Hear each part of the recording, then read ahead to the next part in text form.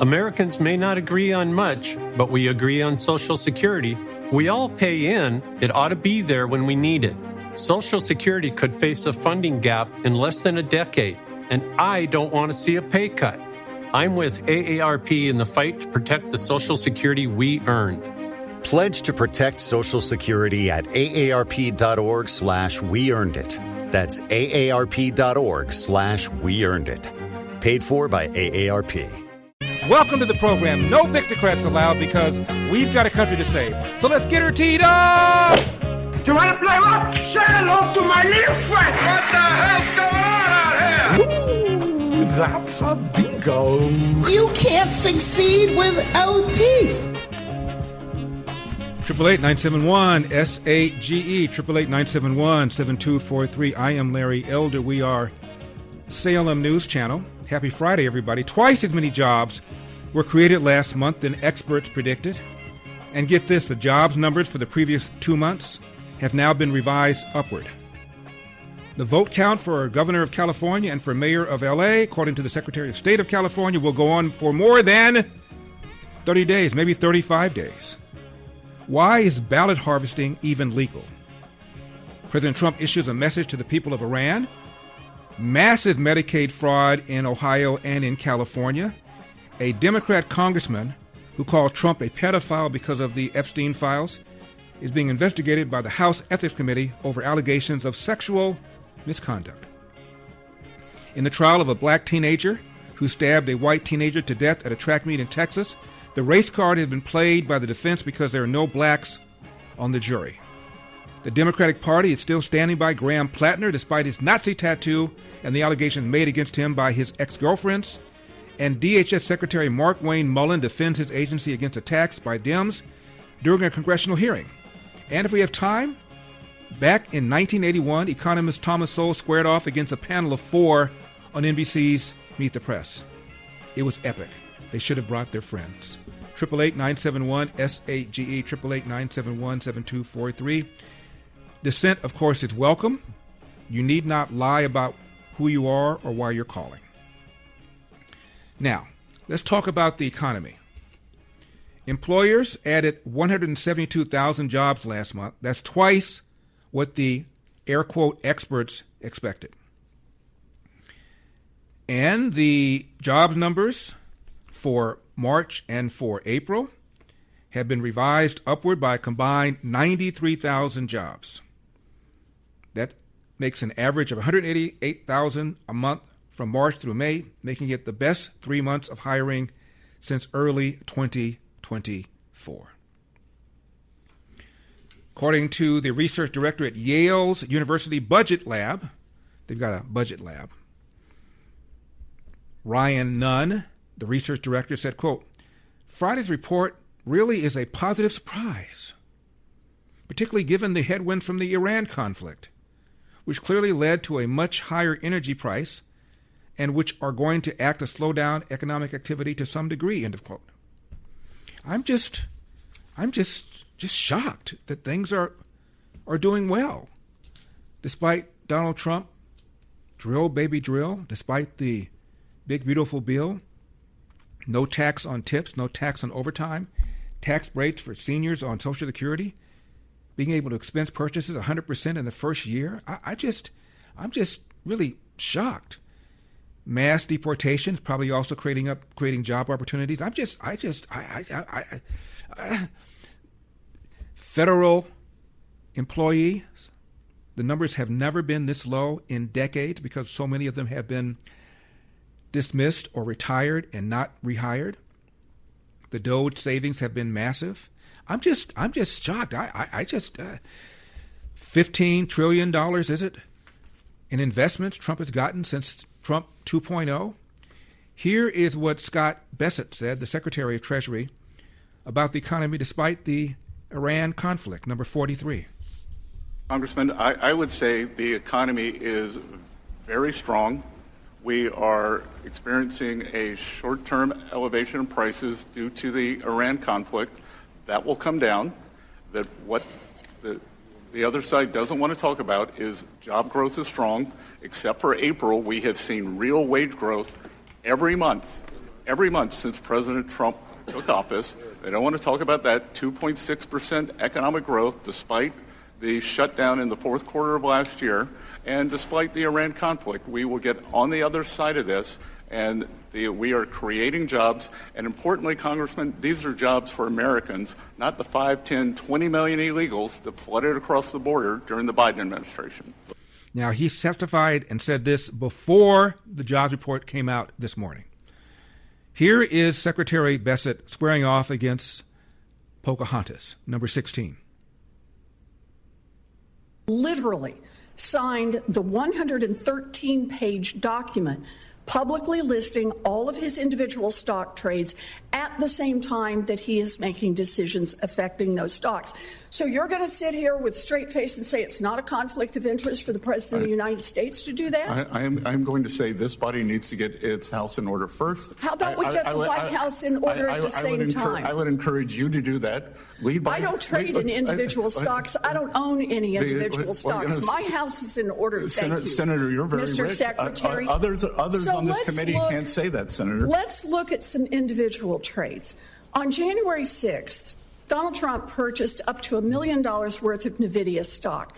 1 week later, his administration changed U.S. policy and loosened the rules on export controls so that NVIDIA could sell its chips to China. Now the price of NVIDIA stock is through the roof. So, Secretary Bessent, you said last year if any private citizen traded the way members of Congress do, quote, the SEC would be knocking on their door. So my question is, should the SEC be knocking on President Trump's door to start an investigation over this trade? Again, if this body wants to ban individual stock trading, which I would advocate for yourselves, start there. And if you want legislative action to continue, that's your prerogative.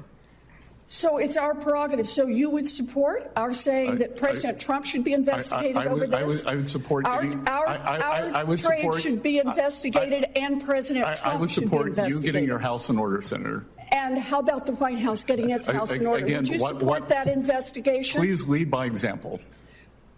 I would like to see the President of the United States lead by example. You say there should be an investigation when that kind of activity takes place. How about we start with the White House? Let's do one statute. more. The President Trump bought tens of thousands of dollars worth of stock in Robinhood and the Bank of New York Mellon Corporation, known as BNY. On April 6th, your Treasury Department announced it had chosen the financial agent to implement the new Trump accounts program, BNY and its partner, Robinhood. Both stocks, of course, have risen since then. So, Secretary Bessent, let me ask you a different question. If these stock purchases that Trump made were made using inside information, would that be illegal? Again, I'm not a lawyer. I'm not going to speak to that. And I think, would it be worth investigating? You don't have to be a lawyer. You're the one who said what should be investigated. Why don't we investigate many people on this committee, Senator? Many people. And you don't think the White House should have to follow the same set of rules that are already the law? I think you should get your house in order here. My house is in order. Thank you, Mr. Secretary. And you should have your fellow committee members, mostly on your side of the aisle, do the same. We need stronger anti-corruption rules and conflict of interest rules in Washington for everyone. And that includes the president and it includes Congress. And instead of draining the swamp, what Donald Trump is doing is he is enriching himself by taking advantage of his position. Very clear. You want to change the rules? You want to change the statutes? Change them. Very clear. A whole bunch of people in Congress, Nancy Pelosi being one of the primary examples, have somehow enriched themselves, arguably through insider trading. And as Scott Bessent very calmly said, I suggest you get your house in order. Lead by example. This is Bessent versus Oregon Senator Wyden over Wyden's son's relationship with Jeffrey Epstein. 21. And I had hoped to keep this in terms of the economy. Senator Wyden has mendaciously slandered the Treasury building in an attempt to cover up his son having an investment meeting with Jeffrey Epstein to ask for funding. Thank you. Mr. Chairman? Yes. Let's be clear here. Nobody is interested in the ramblings of a capo in the most corrupt regime in American history. We want to get some facts about this deal. That's what we're here for. Thank you. Well, thank you, and I will ask my questions first today. And we would like to hear what Adam Wyden and Jeffrey Epstein talked about. Your son's largest investment position was Rick's Cabaret. So did your son and Jeffrey Epstein talk about pole dancing as he begged him for money using your limited credibility? Should I just proceed? I'm going to proceed with my questions, and Mr. Secretary. That was awkward. 888-971-SAGE, 888-971-7243. The vote counting in California continues for governor and for Los Angeles. Why is ballot harvesting okay? Parents, the biggest question in education today is how artificial intelligence is shaping the way your student learns. Artificial intelligence is changing education faster than most schools are willing to admit, and many families are rightly concerned. At Patrick Henry College, the goal isn't to outsource thinking to machines. It's to train students to think for themselves. PHC emphasizes a Christian liberal arts education that develops reasoning, writing, speaking, and discernment skills no algorithm can replace. Students learn to engage technology wisely, understanding its capabilities, but also its danger and limitations, rather than becoming dependent on it. In a world increasingly shaped by AI, Patrick Henry College prepares students to lead with wisdom, conviction, and moral clarity. If you want a college that prepares your child to lead in an AI-driven world without losing his or her faith and values, I encourage you to learn more about Patrick Henry College. Visit phc.edu/elder. That's phc.edu/elder. 888-971-SAGE, 888-971-7243. I am Larry Elder. We are Salem News Channel.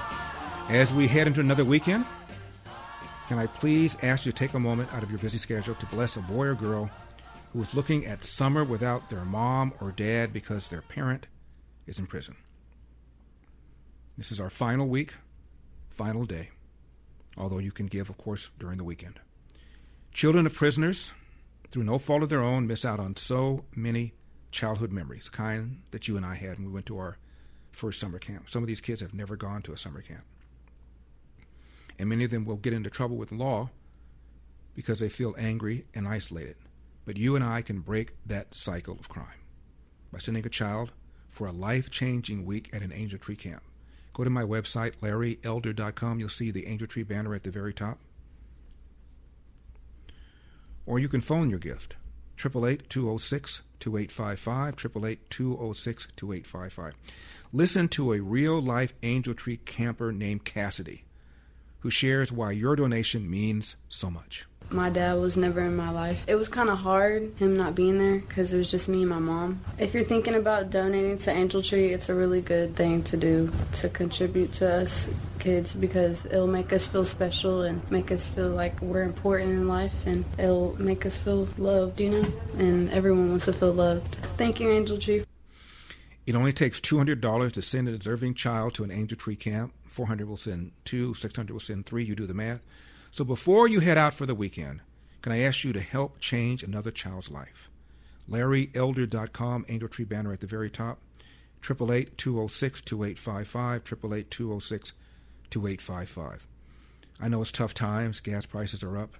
So you might not be able to give $200. Maybe you can give $20, $40, $50, $75, whatever you can give. We can pull it with others to come to $200 to send a child to an Angel Tree camp for a full week of fresh air, sun, fun, swimming, horseback riding, and fantastic food.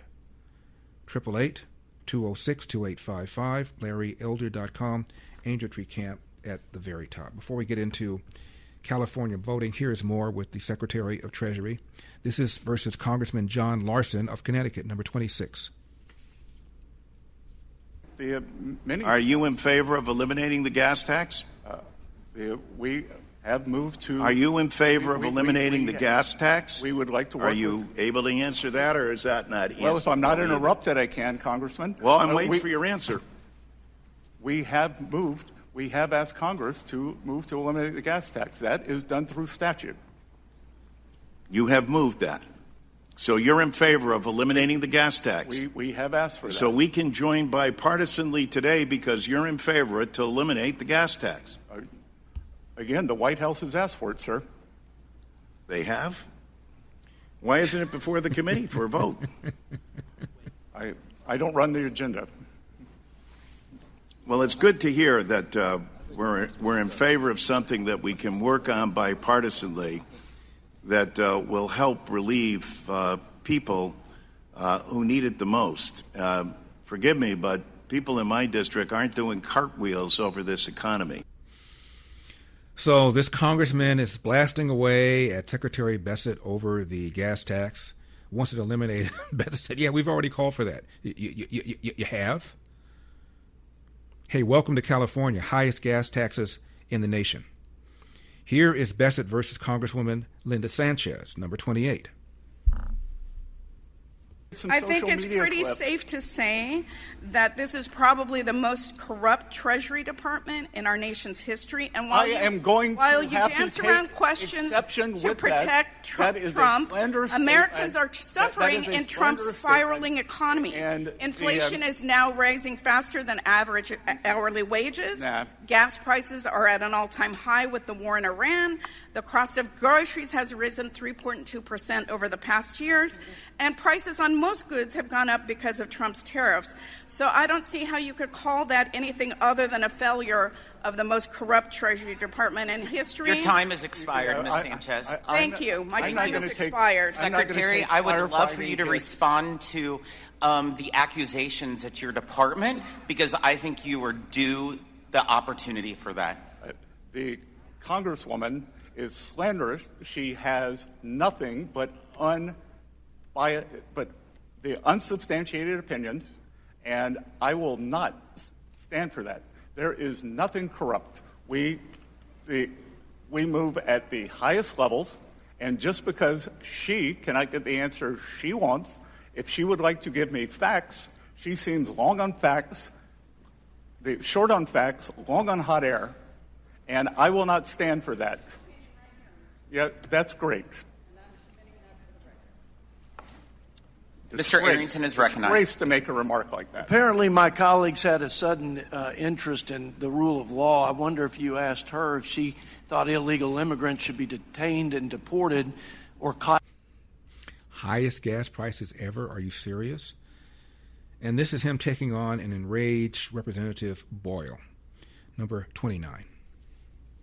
The American people were torched under the Biden administration. Oh, my God. I wish I had $1 for every time you or someone on the Republican side brought up Biden's name. If I did, I might have as much money as you have, Mr. Secretary. You would have lost 22% of your purchasing power because that's what happened. So the American people are wrong. The fact that by a 3-to-1 margin, they disapprove of this president and your performance on the economy. They're wrong. The Democratic House has 17% approval rating. No, I understand why you don't want to answer the question. So let me, I forgot to mention, reclaim my time, I forgot to mention, consumer sentiment is at an all-time low. So the numbers on the approval rating of this president on the economy are the lowest since the Great Recession. But in terms of consumer sentiment, which actually does measure whether or not people are optimistic about their future, the lowest in the history of a poll that dates back to 1952. Well, let's look at the underlying data. 2/3 of those are Democrats. The Democrats... Now, two-thirds of those polls, so Fox News, The Economist, all the polls are wrong. You're citing the University of Michigan. And there have been other surveys as well, but the Michigan survey. Who listen to this kind of twaddle, they vote in the single digits, teens, whatever, Republicans, they vote much higher, and that's how you get... I don't even know what you're saying, Mr. Secretary. No, I don't think you know what you're saying. I know what I'm saying. I'm citing the facts. Those are the facts that you have a problem with, Mr. Secretary. Well, let me just turn, since I only have 2 minutes left, let me just turn to this. I haven't heard the word twaddle in quite a while. And we talked about this before. The way the Democrats view the economy is very different than the way Republicans view the economy. Now, both of them are suggesting that they They're concerned, certainly, but only 5% of Democrats believe the economy is good or fair. Almost 40% of Republicans do, 8 times as many as Democrats. That's because there's something called Trump derangement syndrome. Now, I just now gave you the jobs numbers for last month, and they revised the numbers upward for the previous 2 months. People's income is still outpacing inflation. And for her to say gas prices are the highest ever, they're still lower than they were during the Biden years, and inflation is still lower than it was during the Biden years, where it averaged 5%. At one point it hit 9%. Have we forgotten about all of that? And how many times do I have to say the average family of 4 last year of Biden was spending $1,100 a month more for the same goods and services as that family spent the first year of the Biden administration? I'm Larry Elder.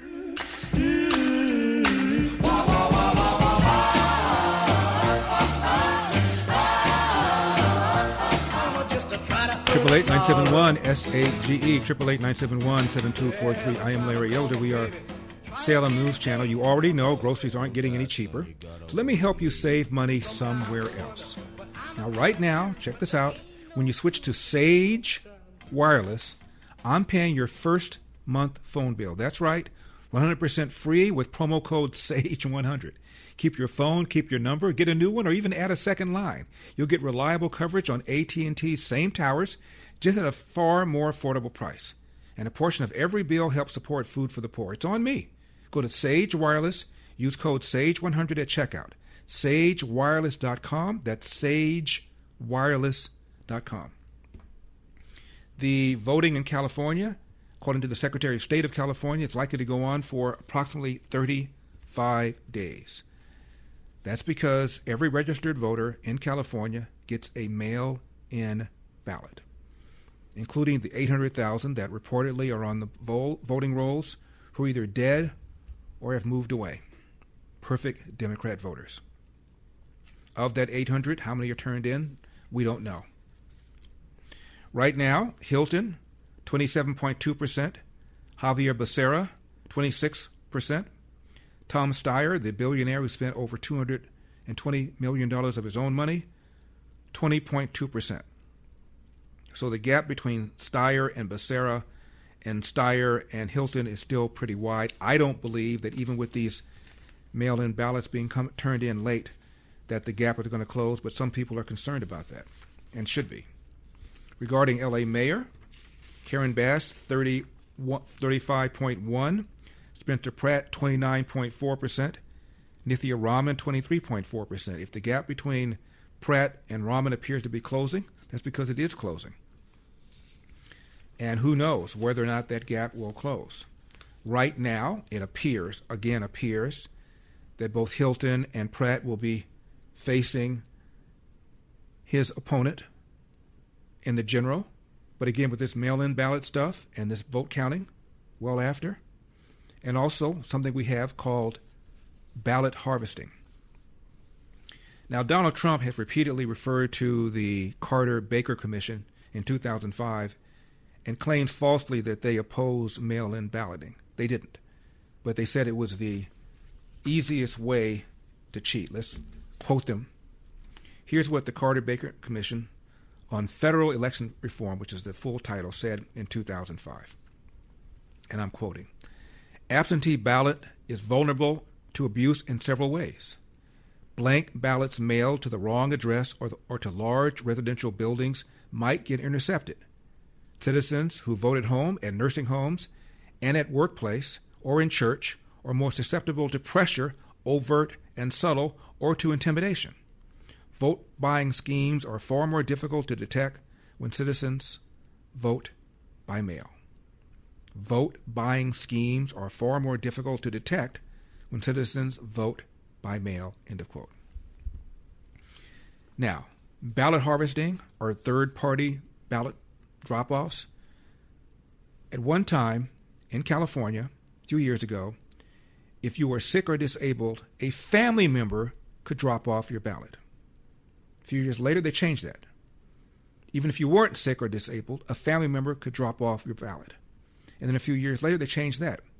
Whether you're sick or disabled, whether it's a family member or not, a third party could drop off your ballot.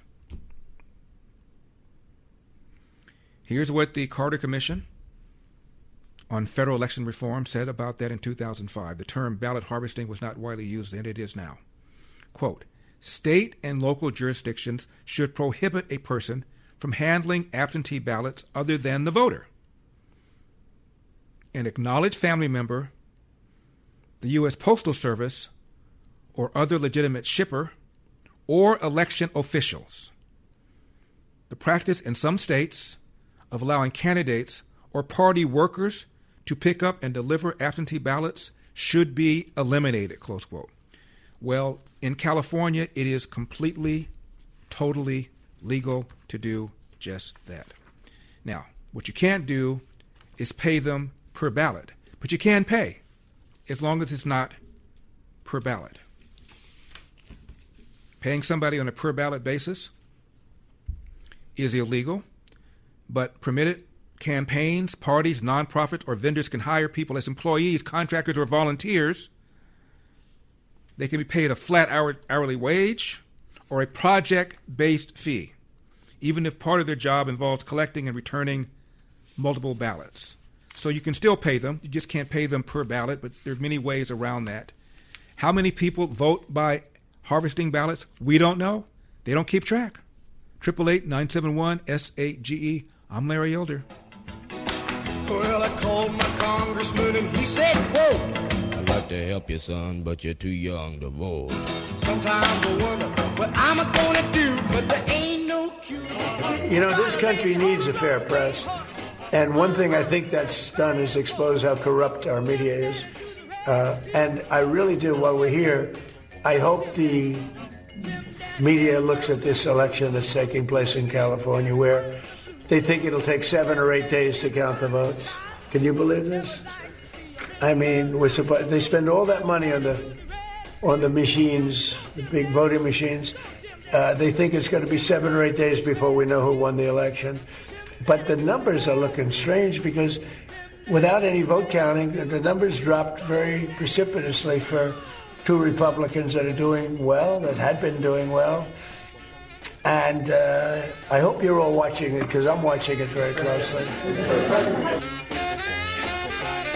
Not 7 or 8 days, Mr. President, more like 35 days. 888-971-SAGE, 888-971-7243. I'm Larry Elder. We are Salem News Channel, coming to you from the Relief Factor studios. Don't forget your Relief Factor, 800-4RELIEF, 800 the number 4RELIEF, or ReliefFactor.com, ReliefFactor.com.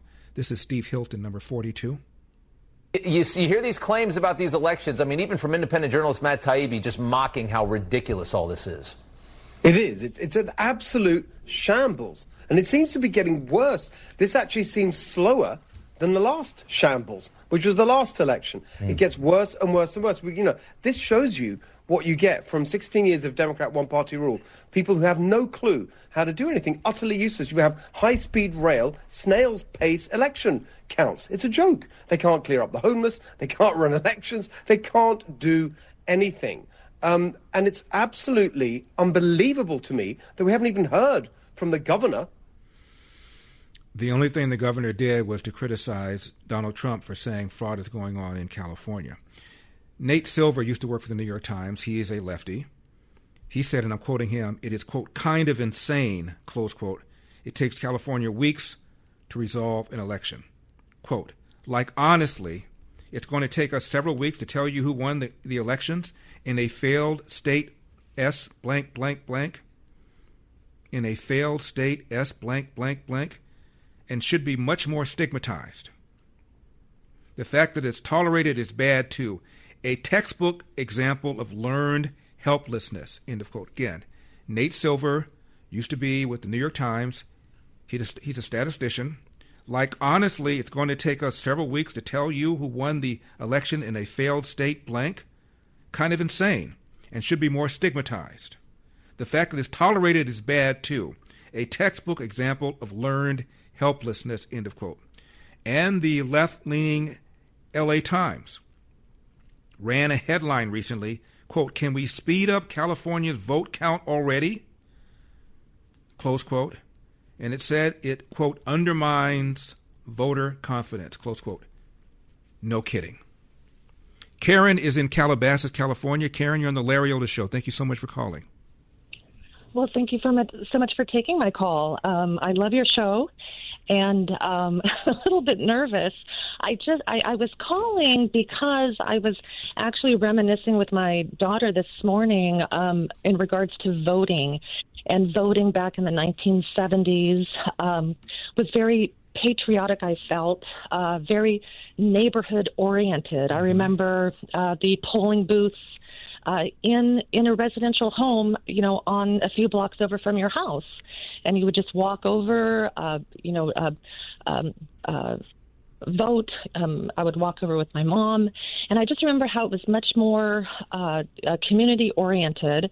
And over the course of the years, then when I was able to, come of age and be able to vote, there was still the various locations that you could go to, and then I slowly was seeing how then it moved strictly to civic centers, libraries, or some entity that was associated with government. And no more was it the polling locations like it used to be. So I thought that has been a change in the voting process. And I think that is, the start of how they kind of broke down the validity of voting. And Karen, somehow, some way, that worked. I remember that vividly. The polling place was across the street from where I live. And during the primaries, they had a whole bunch of booths, Karen, for Democrats, and one booth for Republicans, because there weren't any Republicans except for my father. So my father would walk in there. Everybody would watch him like he was from Jungle Safari or something. Never seen a black Republican before, but it was hysterical. But you're quite right. It was right in the neighborhood.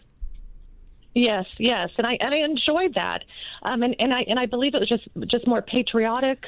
Same day voting. You felt good about voting. And same day voting. Same day voting. Yes. And isn't that interesting? Isn't that interesting? How you would just go to your neighborhood polling place, the votes would come right on in. There was no delay on announcing who won.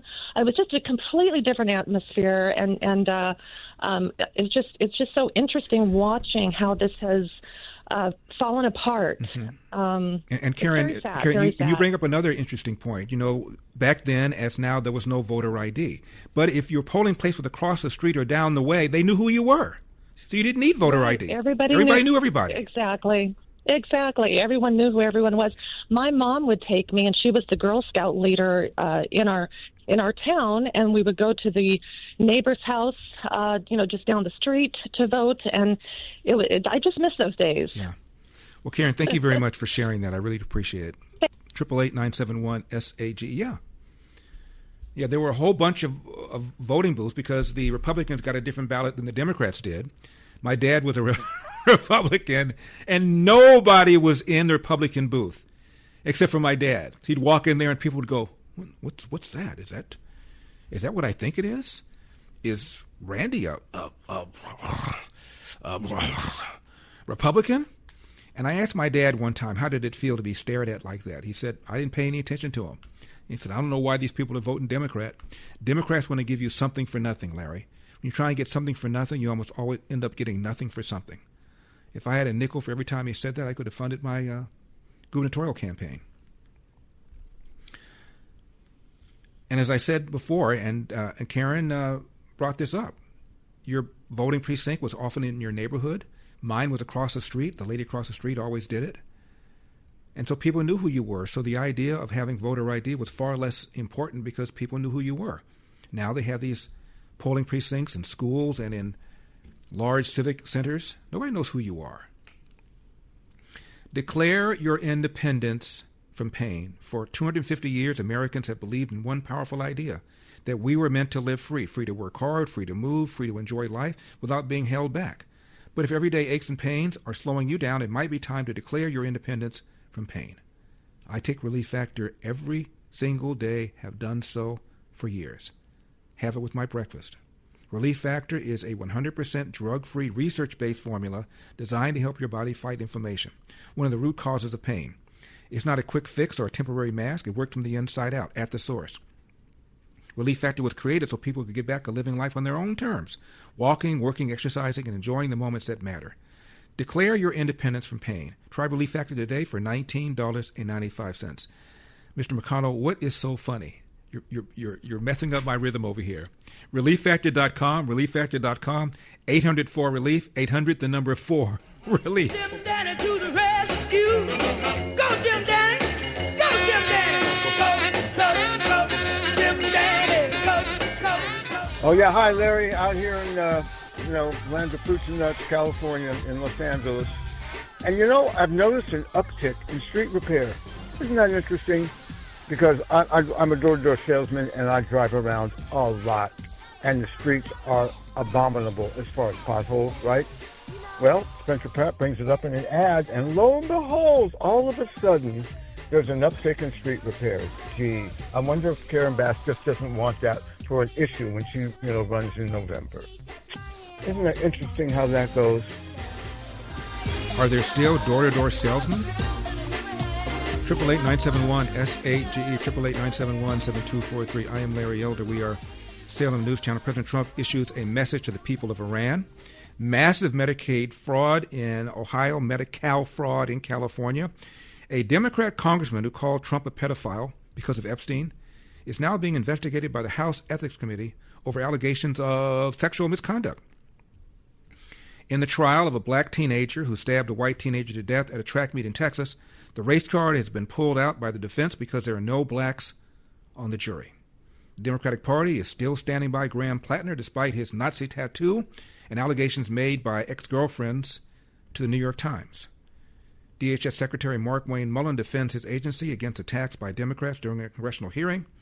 And if we have time to get to it, way back in 1981, economist Thomas Sowell went on Meet the Press and squared off against a panel of 4. It was epic.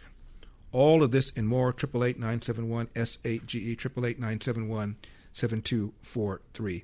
Paul is in Oxnard, California. Paul, you're on the Larry Elder Show. It's Scrivano. How you doing, man? I'm doing great. Paul, how are you? I'm doing fantastic. Remember, it was a little more than 3 years ago, you interviewed me, and I told you that Rick Caruso was up 12,000 votes on Tuesday night of the election, but then Karen Bass got the letter carriers to handle those ballots for the next 2 weeks. And who endorsed Karen Bass in 2022? The National Association of Letter Carriers, Branch 24. Well, who endorsed Karen Bass in 2026? Same old National Association of Letter Carriers, Branch 24. And Larry, do you know what Karen Bass was doing in Congress for 8 years between 2014 and 2022? Karen Bass was authoring or co-authoring bills which very simply changed the names of post offices in her and other, black districts around the country. It changed it to like the Marvin Gaye post office, the Rosa Parks post office. She's so smart because probably with each, renaming comes maybe like whatever, $50,000 to spend on whatever. Mm-hmm. But what she's doing there is she's creating a very loyal voting bloc, the letter carrier. Paul, we're going to have to leave it there. Paul, are you telling me there was no Jesse Smollett post office? Check this out. I'll look it up. Love you, Paul. Thanks for calling.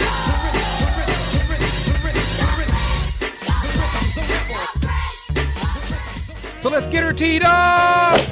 You want to play rock? Say hello to my little friend. What the hell's going on out here? Ooh, that's a bingo. You can't succeed without teeth. 888-971-SAGE, 888-971-7243. I am Larry Elder, Salem News Channel. Full set of teeth and no twaddle. Now, as we head into another weekend, what? Can I please ask you to take a moment out of your busy schedule to bless a boy or a girl who's looking at summer without their mom or dad because the parent is in prison? You see, children of prisoners, through no fault of their own, miss out on so many of the childhood memories you and I had. And many of them get into trouble with the law themselves because they feel angry, isolated, and unloved. But you and I can break that cycle of crime by sending a child for a life-changing week at an Angel Tree camp. Go to my website, LarryElder.com. You'll see Angel Tree banner at the very top. or you can call 888-206-2855, 888-206-2855. Don't believe me? Listen to a real-life Angel Tree camper named Cassidy who shares why your donation means so much. My dad was never in my life. It was kind of hard, him not being there, because it was just me and my mom. If you're thinking about donating to Angel Tree, it's a really good thing to do, to contribute to us kids, because it'll make us feel special and make us feel like we're important in life, and it'll make us feel loved, you know? And everyone wants to feel loved. Thank you, Angel Tree. It only takes $200 to send a deserving child to an Angel Tree camp. So before you head out for the weekend, can I ask you to help change another child's life? Again, LarryElder.com, Angel Tree banner at the very top, or you can phone in your gift, 888-206-2855. That's 888-206-2855. Think of it. You have a mom or a dad in prison. You feel lonely. You feel angry. You feel isolated. You feel that no one understands what you're going through. Imagine spending a week with other kids in the same situation with a mom or a dad behind bars. LarryElder.com, Angel Tree banner at the very top, 888-206-2855, 888-206-2855. I want to say a word about the trial going on right now in Texas. You probably heard about this. It happened in April of 2025. At a track meet, a 17-year-old was stabbed to death by another 17-year-old. What happened? The two became in a dispute over seating at a track meet. There were tents that were set up, every tent for your school, and a kid named Carmelo Anthony goes into the tent of another school. He's asked to leave by a guy named Austin Metcalf. Carmelo Anthony, the defendant, says, "Make me." They get into apparently a scuffle. The kid who was told to make me puts his hand on Carmelo Anthony. Anthony pulls out a knife, stabs him in the heart, and kills him. The trial's going on as we speak. The defense is claiming that the defendant stabbed the other 17-year-old in reaction of fear. Split-second decision. However, the prosecution put on a witness who said that the killer had pulled a folding knife from his backpack and had it ready in his hands as the victim stood above him to shove him. In other words, it wasn't a split-second decision. Why he had a knife, no idea. Now, the reason this has now gotten national attention, indeed international attention, a big article about it in the Daily Mail, is that the defense is now claiming the race card. A panel of 12 jurors and 6 alternates were selected after 600 prospective jurors were questioned during the selection process. No black jurors were seated. Apparently there were several that were considered, including 3 who said something to the effect of, "We don't want to send another black person to jail." Not too surprisingly, the prosecution objected, and they were dismissed for cause. 3 others were members of the education community. And since this took place at a school, the prosecution probably felt that they would have undue influence over the jury, and that because they're in education, they'd be far more sympathetic to the 17-year-old defendant, so they were also objected to. So there are no blacks in the jury, which to me is irrelevant since there's no evidence whatsoever that race was involved. But the defense is now raising race because there are no black jurors. Is the argument that the deceased said something racial? No. Is there an argument that the defendant said something racial? No. But because there are no black jurors, the defense lawyer is now arguing that this is unfair, clearly setting the ground for an appeal in the event that Carmelo Anthony is found guilty.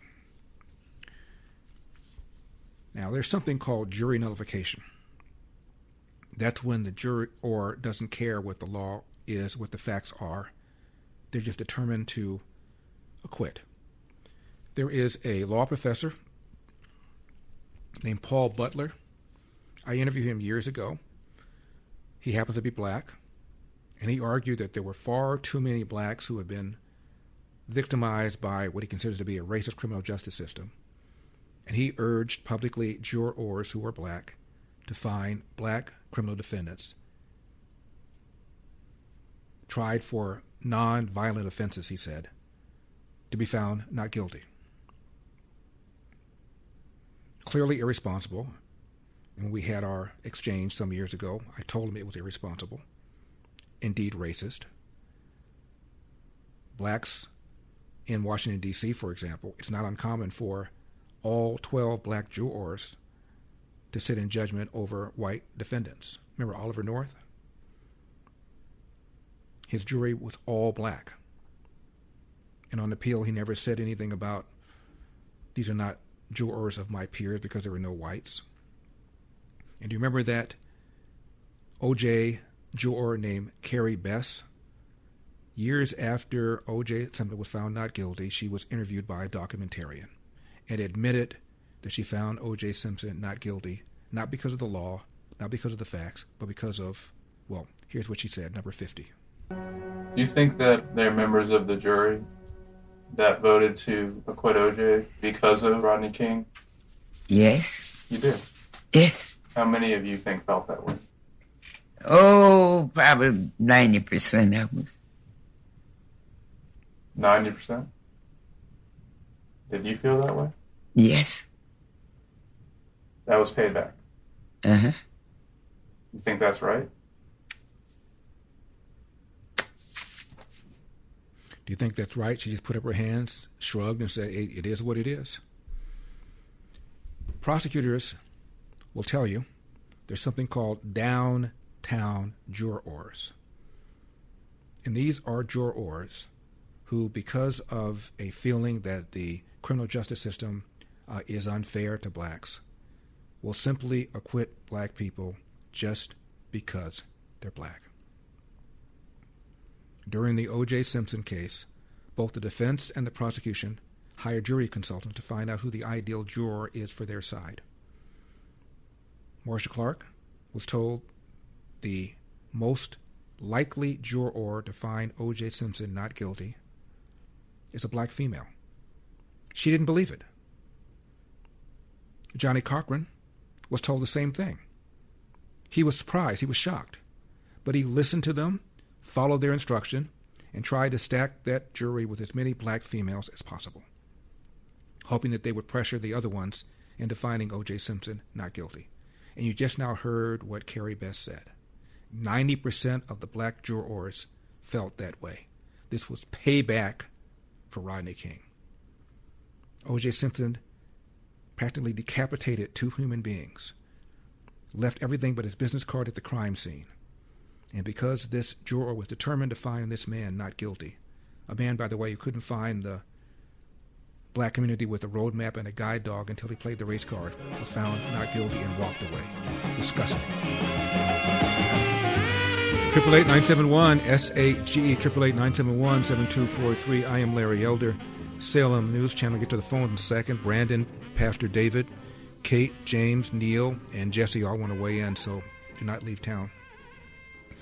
We're heading into another weekend, so I'm asking you to take a moment out of your busy schedule to bless a boy or girl who's looking at summer without mom or dad because mom or dad is in prison. Children of prisoners, through no fault of their own, miss out on so many of the childhood memories you and I had. and every kid deserves. And many of them get into trouble with the law themselves because they feel angry, isolated, and alone. But you and I can break that cycle of crime by sending a child for a life-changing week in an Angel Tree camp with other kids with a mom or dad behind bars. Go to LarryElder.com. You'll see the Angel Tree banner at the very top. Or you can phone in your gift, 888-206-2855, 888-206-2855. Listen to this real-life Angel Tree camper named Cassidy, who shares exactly why your donation means so much.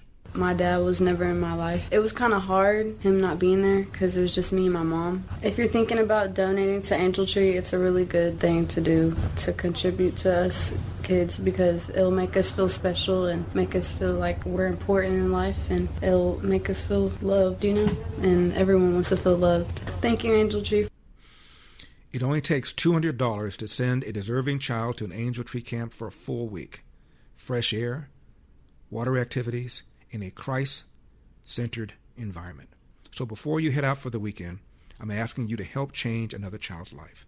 LarryElder.com, Angel Tree banner at the very top, 888-206-2855, 888-206-2855. Brandon is in L.A. Brandon, thank you for keeping us posted. Yes, how are you doing, Mr. Elder? I'm doing well, sir. I'm hanging in there the best I can. I was wondering if you can hear that Hilton thing. I'm sure you got a good gist of it. But it's very fascinating to all the millions of listeners that listen to you. It's very fascinating that India, with a 648 million population, can get the votes done in a day. And it takes 35 days for California. Does that really register to anyone here that there's a problem? So I'm hoping Clarence Thomas, that's one of my idols, by the way. I love Clarence Thomas. He's over in the Supreme Court. He's one of my idols. I'm hoping he makes do of what's going on here in California, because it's nonsense. The voters, the people, the American people, the entire country deserves answers. No question about it, Brandon. End this baloney. No question about it. Thank you so much for that. I talked about that in the first hour. President Trump, to repeat myself, has routinely referred to what's called the Carter-Baker Commission on Election Integrity, 2005, and they made a bunch of recommendations, and they said that mail-in voting is the easiest to commit fraud. President Trump has frequently said that the commission said that mail-in voting should be outlawed. They never said that. They said there should be guardrails and safeguards, one of which is to outlaw what we now call ballot harvesting, where a third party will take a ballot of a voter and turn it in. And in California, at one time, that could happen if you were disabled and if the person turning in your ballot was a family member. Then they changed it a couple years later. Even if you weren't disabled, but if your ballot was turned in by a family member, that was okay. Then a few years after that, you didn't have to be disabled, and the third party didn't have to be a family member. That is precisely what the Carter-Baker Commission said should be outlawed.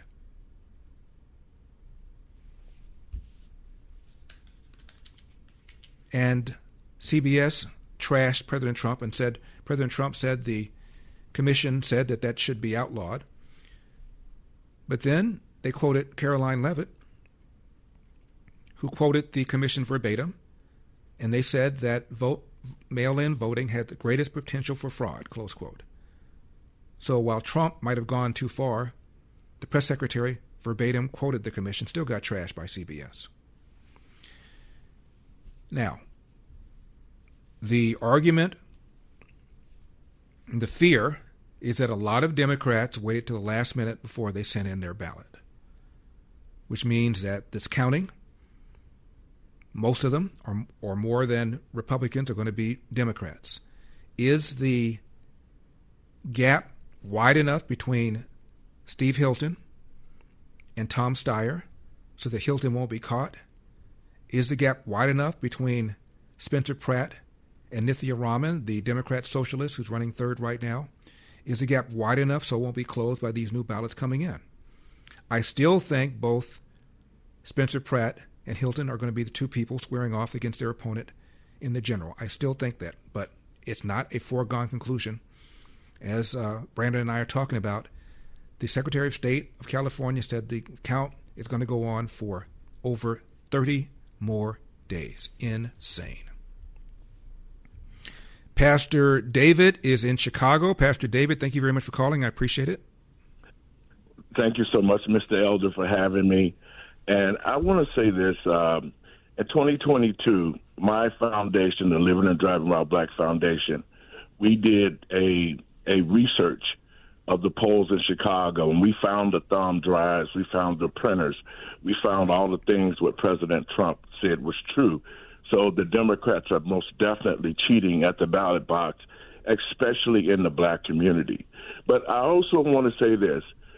You talked about the trial with the young man down in Texas, and black people that wanted to be on the jury themselves said that they would vote because of all the atrocities that blacks have faced. Well, the system has been pitted against blacks since I can remember. I'm 68, and I've seen black men and women go to jail for a little of nothing. But I think that because of the 94 crime bill that Joe Biden wrote and Bill Clinton signed into law, targeted the black community. Now, that bill has been deemed unconstitutional, and that's the reason why a lot of black folks who've been to jail, who got more sentencing than everybody, first-time offenders are still in jail. I have a large prison ministry, and so I've put forth a summary that I'm trying to get to President Trump to rescind the 94 crime bill in its entirety. And that's part of the problem why when you come to black jurors, they've seen the atrocities of the indifference in the legal system that has been pitted against blacks. And so a lot of blacks, like I saw what you said, the lady said, well, they wanted to get back for Rodney King. Well, that's not a good thing because it doesn't show equal in the justice system. But the justice system has been pitted against the black community for a long time. The 94 crime bill emphasized that. It was also deemed unconstitutional. And that's what we need to do. We need to repeal that bill. We need to get all those first-time offenders out of prison. We need to let people come home who were affected by it and make those people whole again. And so that's why I have written a summary to repeal this bill.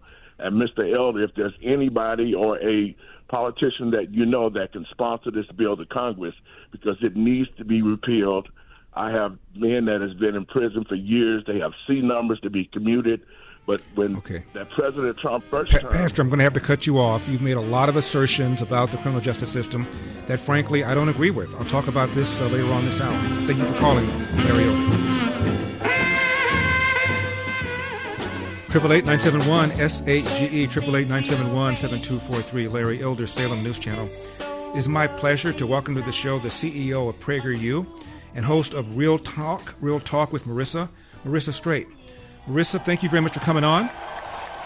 It's my honor. So much to talk to you about, the status of PragerU, how Dennis Prager, of course, is doing, other issues. But you started this. You listened to the call I just now had with the pastor from Chicago, Pastor David. He made all sorts of assertions about the criminal justice system that are flat out wrong, that I don't believe. I was going to address that after I had spoken to you.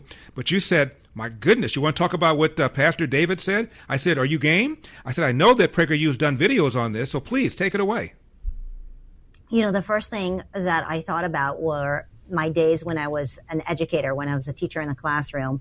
And the thing that I always made sure that my students felt was that they're all part of one, right? E pluribus unum, we're all Americans. And so as the pastor was speaking, it just brought me back to those days. And frankly, Larry, it brings me to tears because when you tell a young child that the system is set up to incriminate them, you really mentally set them back. And mentally is such a strong force when kids are growing up. And so this narrative that because of your color of your skin, you are not going to make it in America. I mean, is there any better country to grow up in if you're a woman? Is there any better country to grow up in if you're black? Is there any better country to grow up in if you're a Jew?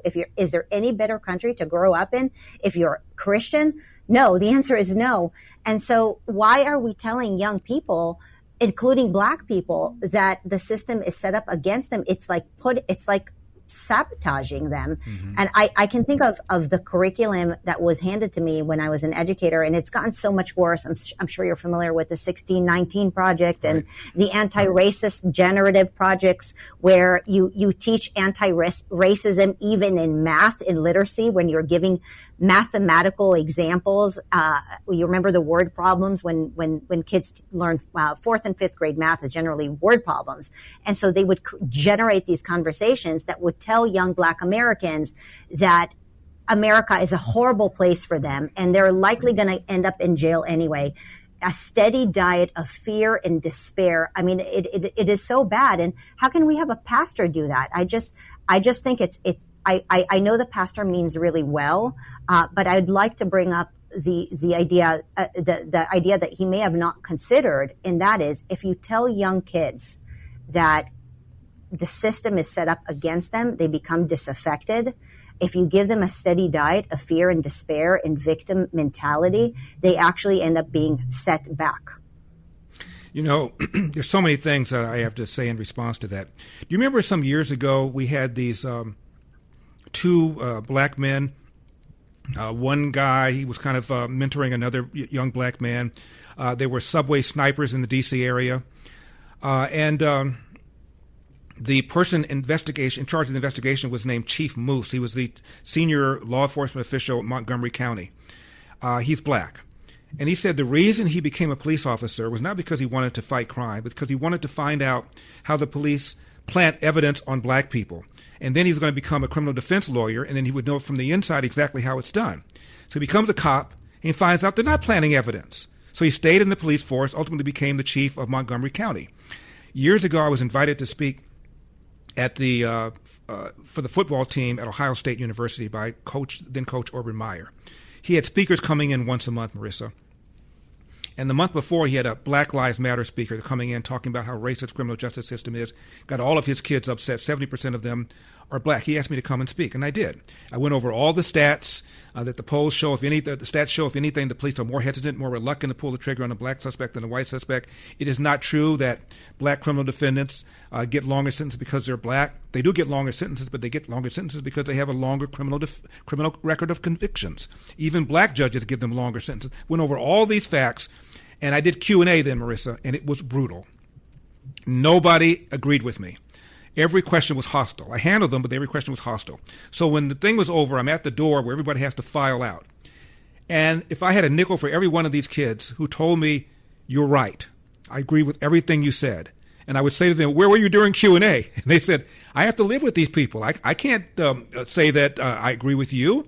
I got to live with these people. So the left is the one that's putting this diet out there. The left is the one telling them that they're victims. I remember Hillary Clinton one time said, every black person knows that at some point you have to have the talk, meaning tell them, be careful when you get pulled over by the police, be respectful, blah, blah, blah. Everybody has that talk. I don't care what color you are. But Hillary made it seem as if black people should have this talk because they're black, because the police are going to harass them because they're black. We'll be right back. I want you to respond to what I just now said. 888-971-SAGE, 888-971-7243. Marissa Streit and I don't leave town. And some old ideas give way to some new. 888-971-SAGE, 888-971-7243. Larry Elder, Salem News Channel, coming to you from the Relief Factor studios. Don't forget your Relief Factor, 800-4RELIEF, 800-4RELIEF, relieffactor.com. That's relieffactor.com. My guest is the CEO of PragerU and host of Real Talk with Marissa Streit. So, Marissa, your response to Pastor David and what Pastor David said about the criminal justice system.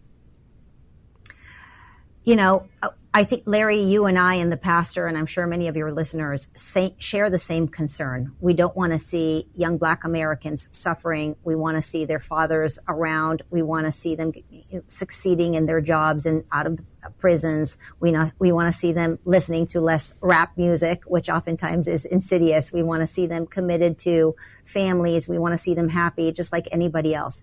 The question is, are we creating more problems by pretending to cure it in the wrong way? And I would say that the answer is yes. I think the way to cure America's problem when it comes to Black America's problem is actually to not sell young Black Americans a steady diet of fear, conspiracy, and despair, but rather sell them a healthy diet of gratitude and resilience and teach them to avoid the victim mentality. And I mentioned this earlier. I saw it in the classrooms. It was an uphill battle. I mean, when you talk about the courage that is needed to swim against the stream, when you're expected to constantly teach racism. Now, it's not to say that America hasn't suffered horribly from racism. Of course, it was a terrible, terrible thing in American history. The thing is that we now have the opportunity to give young Black Americans the chance of letting go of something that has been a shackle to them. And if we're not letting them, Larry, let's free them of this. And the way to free them of this is, again, to teach them gratitude, to teach them about the American dream, to coach them into success rather than coach them into despair. It's so sickening to me, because what a great opportunity these kids could have if we allow them to open their minds and identify as victors and not victims. Speaking of which, I believe this bill that Gavin Newsom a few years ago, Marissa, signed, mandating ethnic studies in high school before you graduate, again, is telling people of color that you're a victim. You have to have a special kind of thing so that you can have special kind of self-esteem. It's just condescending and insulting.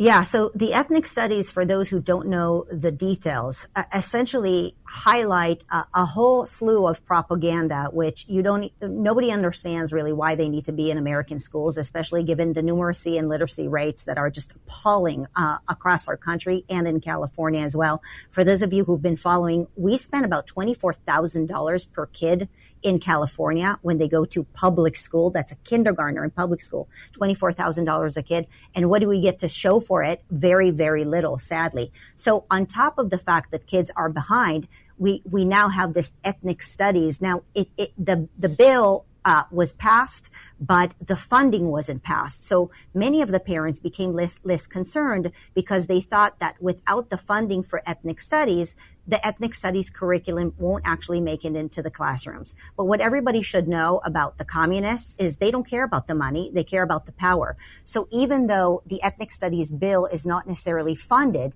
it's already in action and is actually taught in San Francisco and in many, many other school districts.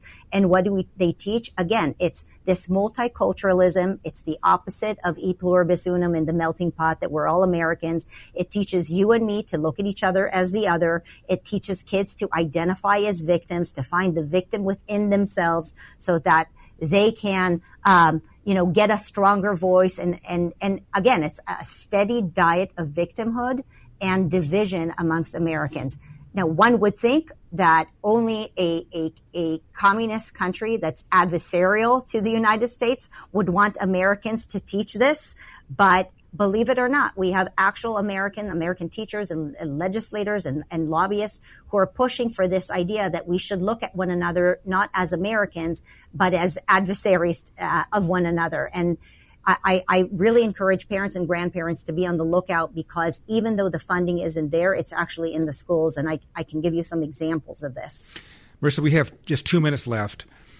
Talk to me about Dennis's condition. Talk to me about the impact PragerU is having. And if people want to donate to PragerU, where do they go? Donate to PragerU, PragerU.com. We are 501c3, so all your donations are tax deductible.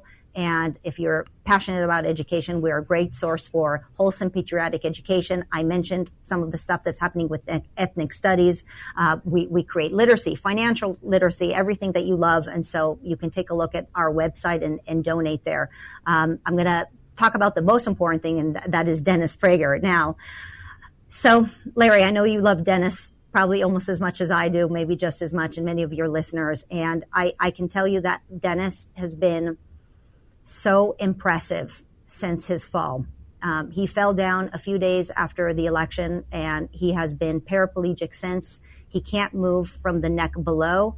And because the spinal cord injury is at the top of the spinal cord, it impacts his diaphragm, so he cannot breathe without assistance. He has what we call a trach collar that helps him breathe and exfoliate his lungs a little bit. Every once in a while, we can cap the trach collar and he can speak, and you may have watched me interview him on PragerU and on YouTube. Dennis is truly living his values. He's always spoken about the fact that you choose to be happy, that you choose to be grateful, that you can't identify as a victim. He cannot move from the neck below, and he still does not see himself whatsoever as a victim. One of the first visits I had with Dennis, I was overwhelmed. I was upset. I said to Dennis, I don't understand how you're not depressed. I am so sad and I'm so upset and overwhelmed. How is it that I visit with you? I sit with you at the hospital for 3-4 hours with the fluorescent lights and the beeping sounds of the hospital, and I come out of a visit with you energized. This is not normal. We all know that when we usually visit somebody in the hospital, we feel exhausted. How is it that I visit Dennis Prager in the hospital and I feel energized? And his answer to me, Larry, was, I know that I have to be grateful. I know that I need to be happy, and I choose to do so that the people around me will enjoy being around me and they would keep visiting me. I know that nobody likes to be around somebody who is constantly a sour face. And so I'm going to put a smile on my face, and I'm going to make the choice to be grateful about what it is that I still have. I'm grateful for my family and for my mind and everything that God has given me. And when people say, why me, God? Why me? Why is it happening to me? Dennis says, why not me? Right? It could happen to anybody. We're all children of God. Marissa, I owe my career to Dennis, and he has been more inspirational now than ever. We have to run. Marissa Streit, thank you very much for coming on. I appreciate it. God bless. Thank you, Larry. Good to be here. Ever been in a bad relationship? You know, the kind that just kind of wears you down. You settle in even though deep down you know it isn't how it's supposed to be. That's what daily aches and pains can feel like. You stop expecting to feel good. You start thinking, well, this is my life now. It is what it is. But with Relief Factor, you can break up with pain. Anthony did. He says, I was dealing with debilitating pain and fatigue. I've been taking Relief Factor for about 2 months, and now I'm back to running my business, fishing, gardening, doing the things that really matter to me. I take Relief Factor every single day, have done so for years. It's 100% drug-free and targets the inflammation that causes pain so you can move better, feel better, and truly enjoy life again. Try the 3-week quick start for $19.95. ReliefFactor.com, ReliefFactor.com, 800-4-RELIEF, 800 the number 4-RELIEF.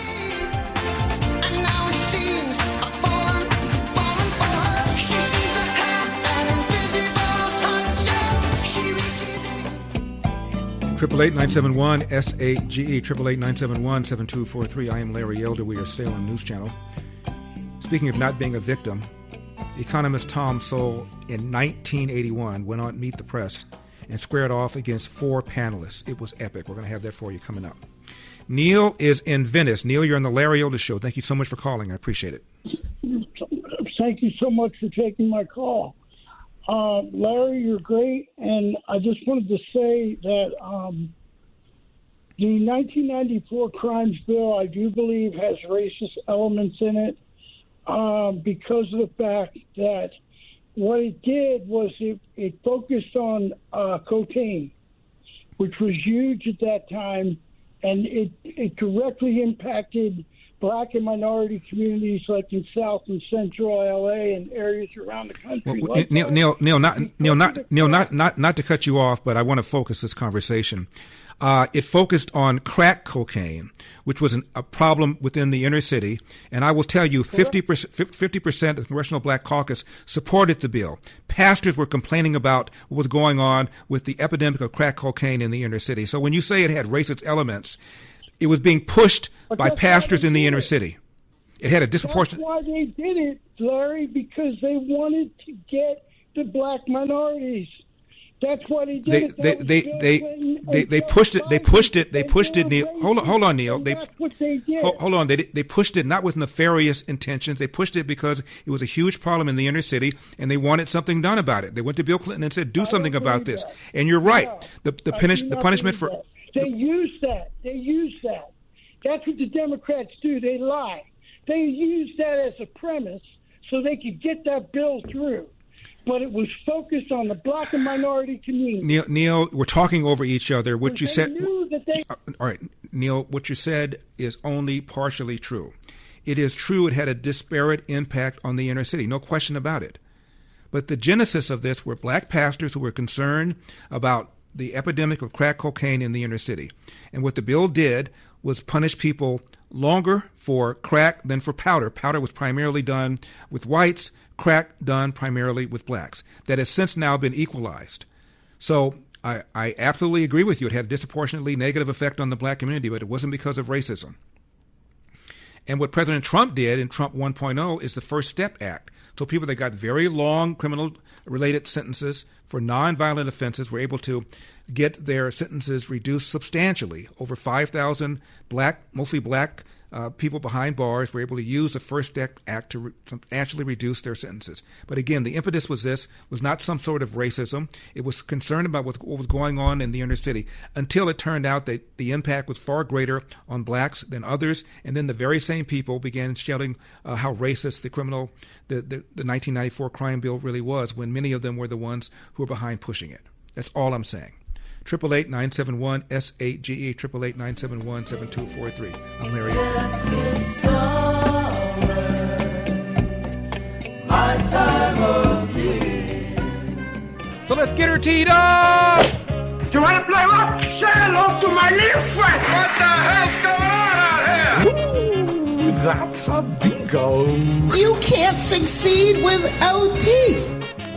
888-971-SAGE, 888-971-7243. I am Larry Elder. We are Salem News Channel. Marissa and I were talking about the phone call I had with Pastor David from Chicago. Very well-meaning gentleman, but peddling the idea that black people are victims is a cancer. It's corrosive. Thomas Sowell was born in the South. His parents died when he was very, very young. He was raised by relatives. Lived in Harlem, very poor student, and ended up becoming an economist, Harvard-educated economist. The very definition of somebody who does not think of himself as a victim. He went on Meet the Press in 1981, sat in a chair across from 4 panelists, number 12. Well, Mr. Sowell turned down a cabinet post under President Reagan. He serves on the President's Economic Policy Advisory Board. The latest of his 11 books, Ethnic America, has been widely praised as a major contribution to ethnic history. Mr. Sowell, President Reagan's economic plan is under double attack. Some economists pointing to interest rates and projections of deficits say it's not working. Yesterday, speakers at the Solidarity Day rally said that the President's plan is damaging working people, poor people, minorities. What is your response to these criticisms? Well, first of all, I am not now, nor have I ever been, a spokesman for the Reagan administration. I'm a person who is an outsider who is invited to join this board as they meet. In reality, I have not joined most of their meetings for my own reasons. And so I don't feel that I should comment on as a defender of the administration. As an independent economist and a writer on ethnic history and racial issues, would you give us your comment on whether you feel the President's program is hurting minorities and poor people? I think the general direction of the President's program is a good direction. That is, that he's trying to move away from the welfare state programs and the regulations and controls of the past generation, which have created many problems. Very often those controls are credited with the advancement of blacks, for example, or other minorities. In reality, these groups have been improving their own skills, their own education, and I think the advancement that they've achieved largely reflects that. Other people who've analyzed the same data seem to have the same kind of conclusion. As an independent economist, but one identified with President Reagan and on his Economic Policy Advisory Board, you don't want to offer any comment to the question whether the program is working? Well, it's awfully early to tell when an economic program is working. It's barely gotten started. Perhaps in a year we'll have some much better idea whether it's working. Most predictions by economists are not such as to cause me to make a lot of predictions. What about the specific attack of black civil rights leaders who say that the President has turned his back on black Americans by pulling back from busing, affirmative action, such social programs who say that the president is beginning an era of retrogression for blacks? I think that those civil rights leaders have unfortunately in recent years themselves turned their backs on blacks, that they are promoting things which, as I see in the polls, most blacks are not supporting. For example, quotas, for example, busing. They're following what the white liberals are saying and not what the black community is saying as I read the polls and as I go around the country and talk to people in black communities. Thank you, Mr. Sowell. Our reporters on Meet the Press today are Emery King of NBC News, William J. Eaton of the Los Angeles Times, and Marvin Kalb of NBC News, regular member of the Meet the Press panel. We'll be back with our questions shortly. Millions of blacks on such things as crime control, on such things as quotas, on such things as busing, that I find that their views are quite different from the views that I see in the press from the civil rights leaders and leaders of black protest organizations. In fact, I'm just struck by how often the same people appear saying the same things, which are totally at variance with what the black population as a whole has said. A recent NBC News documentary showed that black people nationwide are extremely concerned about the effects the administration's cutbacks in certain social programs will have on their lives, and in some cases their very ability to survive. Would you convince them in any way to be more trusting in a program that seems designed to benefit the rich at the expense of the poor? Well, I wouldn't accept that characterization of the program because I wouldn't have even such small association with it as I do if I thought of it in those terms. I think that if you're going to take away anything from anybody, anywhere in the whole society, they're going to be apprehensive about it because they see immediately what they're losing. What they don't see is how this is going to help the economy and therefore help them as part of that economy. Blacks have made more progress in the last 17 years than at any other time in history, progress that came about largely as a result of the government's social programs during that period, among them affirmative action. What do you propose, or would you propose, as substitutes as we see the administration going about the business of... I would disagree with you entirely on your facts. As I've looked at affirmative action, I do not see blacks or Hispanics rising relative to the general population under affirmative action. I think there are a lot of assertions and foregone conclusions that are stated over and over again, but repetition is not a substitute for facts. The fact is that under affirmative action, Puerto Rican income, for example, has fallen from 60% of the national average to 50% of the national average. Mexican American income has fallen from 76% to 73% of the national average. Black income has fluctuated right about where it was before affirmative action. When you break down the figures further, what you find is that those blacks who have education, who have years of experience on the job, are rising absolutely in relative to whites, but that those who are average and who don't have that level of education, they are falling relative to whites. So they are falling behind from before. I would not date the progress from 17 years ago, the 1964 Civil Rights Act I assume you're talking about. I think we need to go back 10 years before that, and in the preceding decade, blacks in high-level jobs more than doubled. What we're watching is a long-run trend based upon the rising skill level of the black population. Mr. Eaton? Yes, Mr. Sowell, what happened to the Black Alternatives Association that was talked about last winter when you and other black leaders met in San Francisco? It was talked about by the press, and it was talked about inaccurately by the press. There was some talk informally and some consideration of setting up such an organization. Contrary to the Washington Post, no such organization was ever set up. It's a matter of public record when an organization is incorporated. Anyone who wants to check this out may check the public record and find that that's correct. Well, do you believe there's a need for such an association? I believe that there was a need, and there probably still is now. What I discovered was that I had more support than I was prepared to handle. That is, the volume of telephone calls, letters, and whatnot was just greater than I could possibly handle and still carry on the kinds of research that which is my major work. And so I had to decide quite early on whether I'm going to continue with this or whether I'm going to change my career. I decided I simply could not do both things. And why did you turn down a cabinet job? Well, I have never had a desire to be in government in Washington or anywhere else. But you're very busy in public policy. That's true. That's very different from saying that I'm very busy in politics. Mr. Kalb? I'm curious about one thing, sir. You have criticized the press on this broadcast so far, the leadership of the black community, white liberals, and saying that all of these people apparently have been talking inaccurately about the effect of these cutbacks upon the black community. And there are statistics put out by the government which talk about incredible figures, like more than 50% of black teenagers who are out of work now. Yes. Who's right and who's wrong? I mean, that statistic is rather shattering. Of course it's shattering. It's more shattering if you look at the history behind it. Back in around 1950, that percentage was perhaps a fifth of what it has reached in the 1970s. And the reason that unemployment has risen, in my judgment, the judgment of a number of other people, has been that the minimum wage coverage has expanded greatly, as well as the minimum wage level itself rising, so that you simply price people out of a job. Many people think it's wonderful to raise people's salaries, but you can't raise their salaries. All you do is prevent them from working below a certain wage level. And if the employer doesn't agree to pay that level, they simply lose their jobs, and you're not making them better off. You're making them worse off. This is, again, Thomas Sowell squaring off against 4 panelists on Meet the Press back in 1981. We come back. We're going to continue the discussion that he had in 1981 against these panelists on Meet the Press.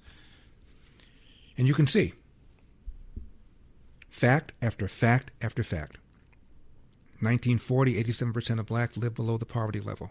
20 years later, 1960, that number had fallen to 47%. This is before the Civil Rights Act, before race-based preferences, before affirmative action. As Thomas Sowell pointed out, black skills rose and were compensated accordingly in the marketplace. 888-971-SAGE, 888-971-7243. I am Larry Elder. Do not leave town. 888-971-SAGE, 888-971-7243. I am Larry Elder, Salem News Channel. Back to Thomas Sowell, 1981, Meet the Press, 4 against 1, number 13. So it's not clear to me what you would specifically recommend to help those black teenagers who would like to work, I'm certain, yes, but can't get the jobs. I would recommend either that one repeal the law, if that were possible, or that one exempt the minimum wage law, the Fair Labor Standards Act, so-called. That one either repeal it, or that one have an exemption for teenagers, or as a third best possibility, that one have some lower minimum level, so that these youngsters can get on the ladder. Because if you don't get on the ladder, you don't rise up the ladder. Do you feel that the press is generally misreporting or distorting the reality of black America? Yes. In what ways? Could you tell me, and why? How does that arise? One, simply in having a relatively small group of people who are taken as the spokesman for the black population.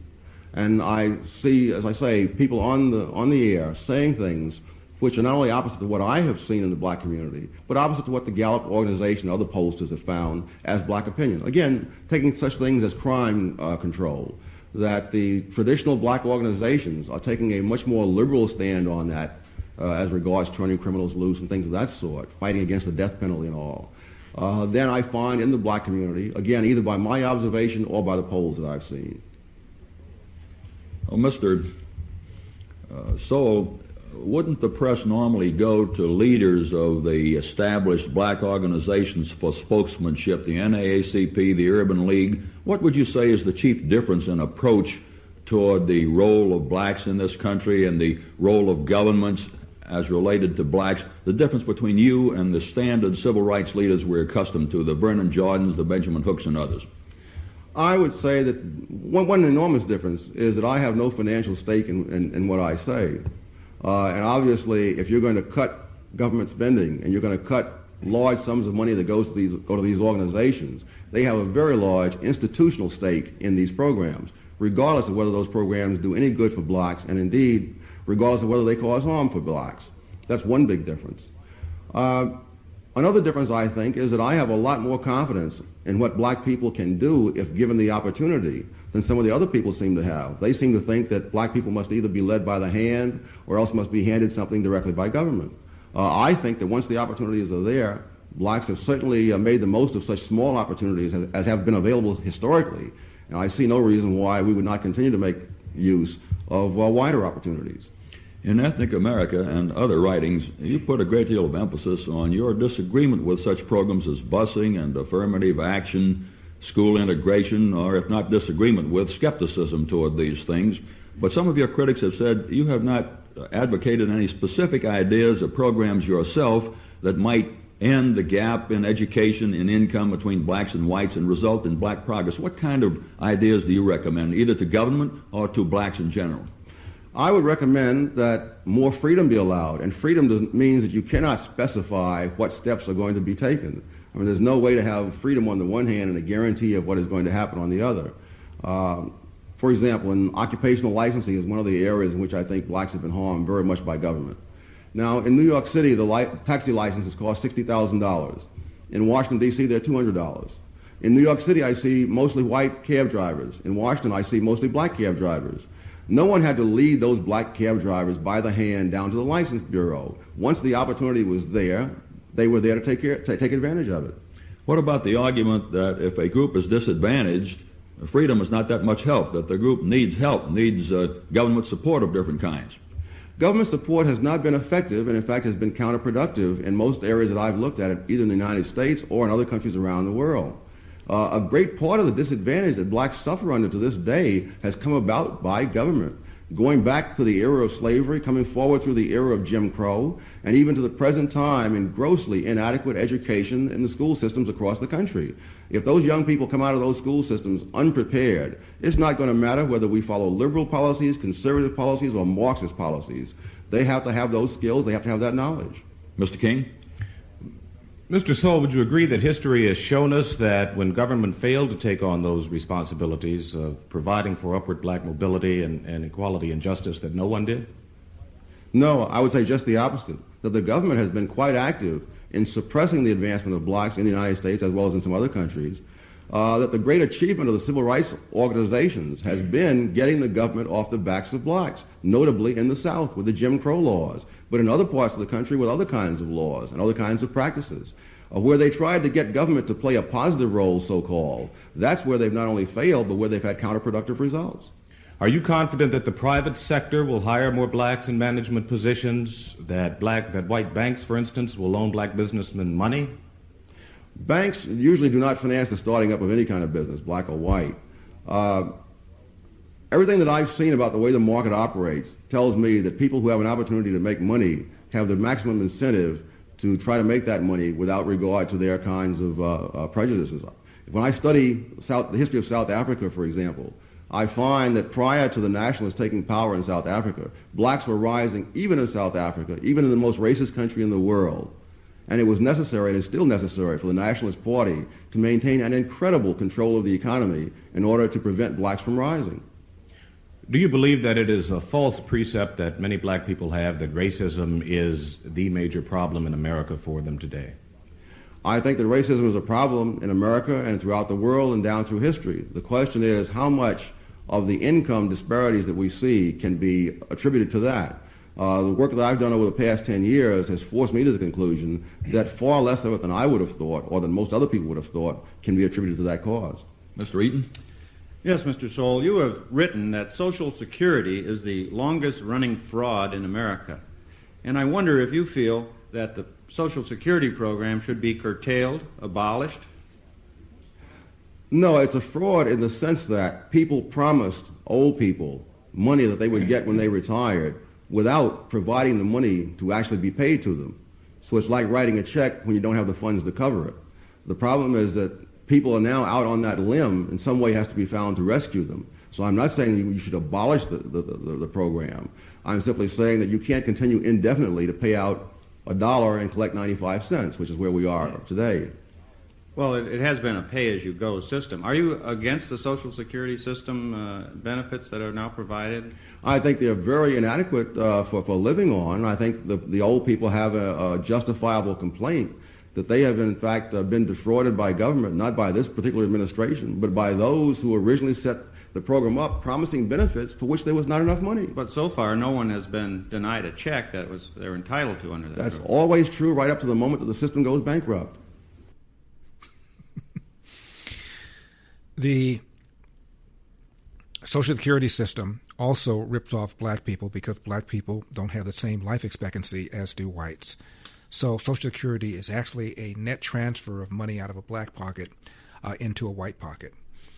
And imagine if people were able to invest their own money in accounts that they can control, with some government supervision, some government regulation. They'd have substantially more money when they retire than through the Social Security system. Other countries around the world have privatized Social Security, including Chile and others, and there's no reason why we can't and shouldn't do that. More with Thomas Sowell when we come back. 888-971-SHGE, 888-971-7243.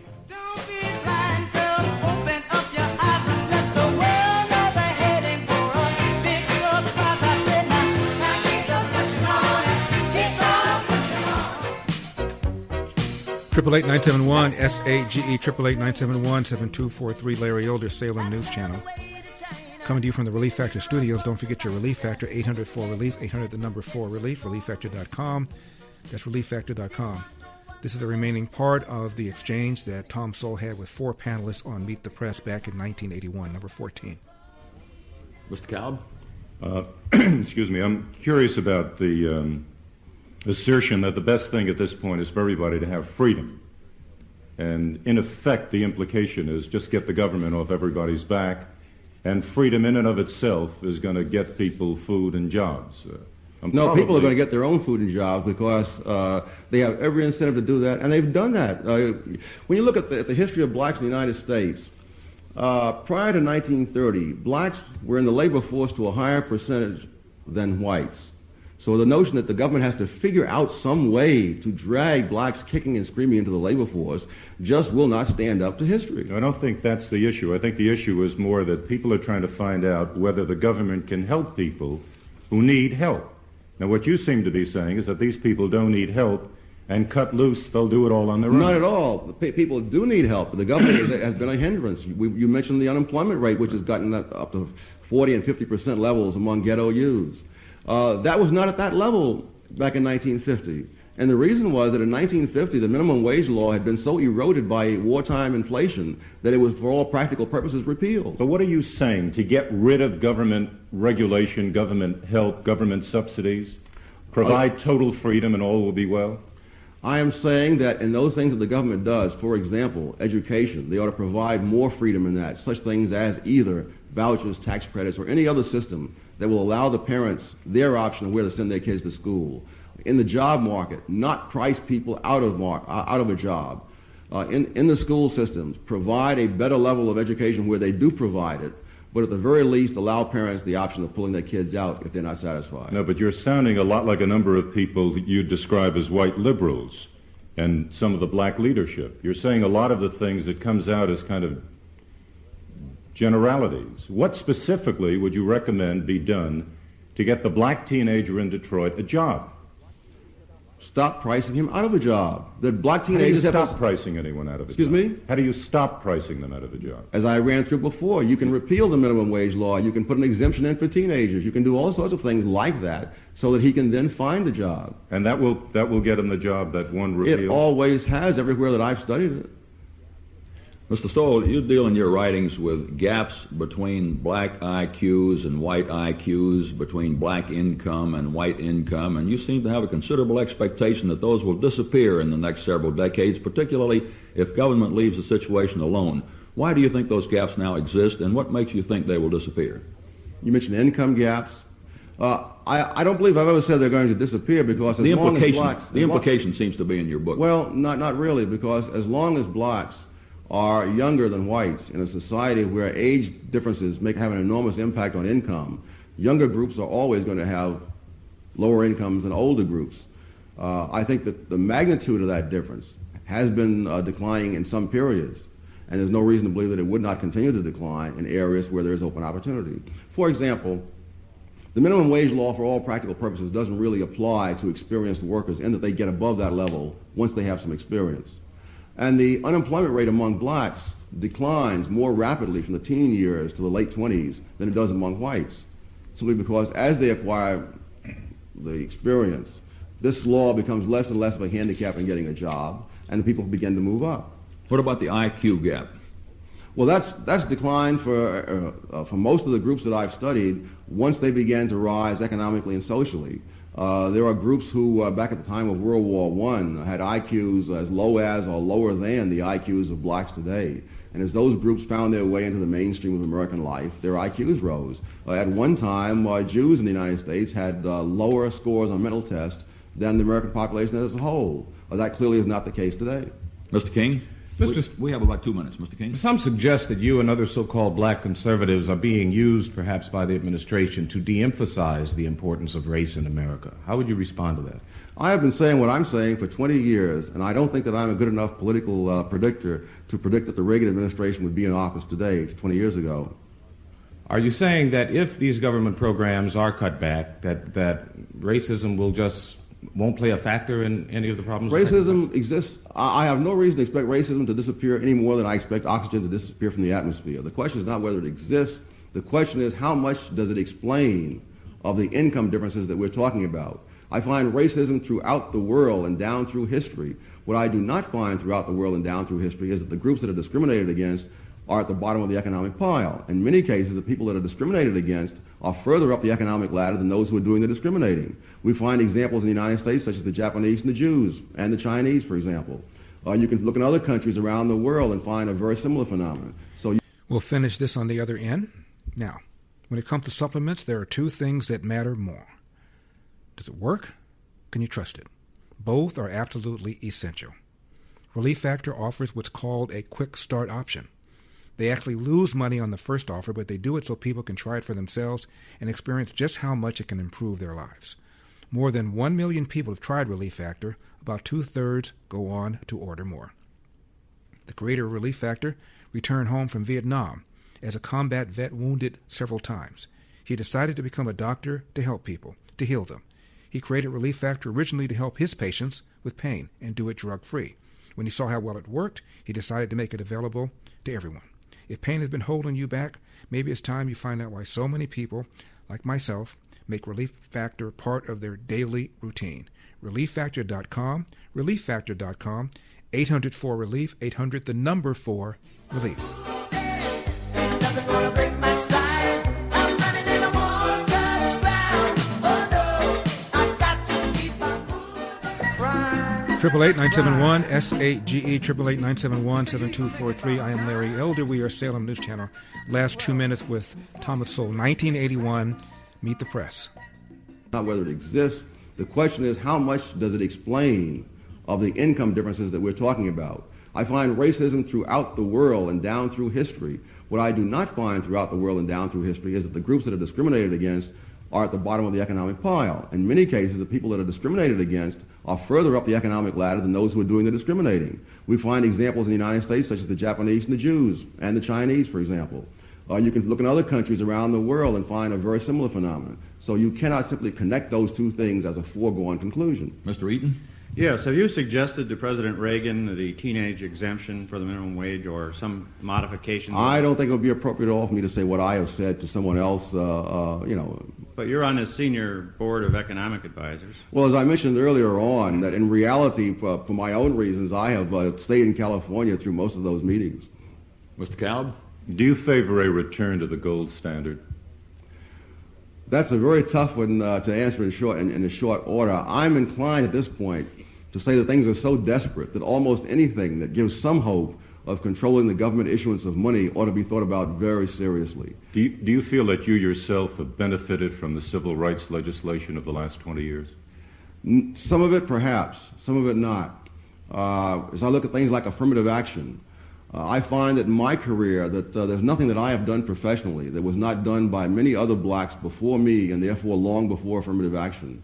When I think of how I began my career teaching at a women's college, I doubt if I could have been hired for that job today, given that there were undoubtedly women who were applying for that same job, many of whom had PhDs. And what the affirmative action program has done is pit one group against the other. Blacks are now lost in a sea of other groups who have better credentials and therefore have better chances under affirmative action.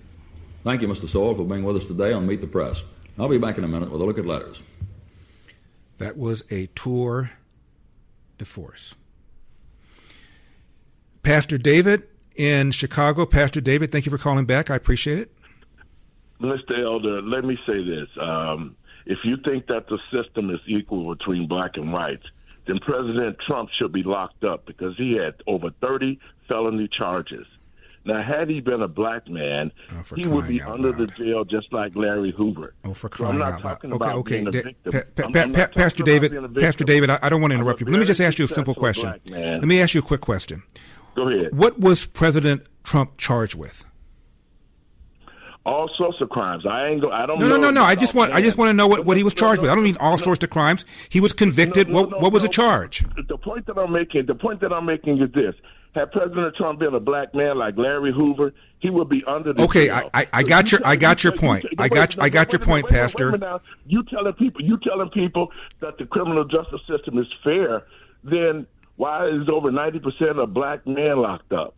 So the system over 90% of black men are locked up. Are you kidding me? Yes. That is incredibly false.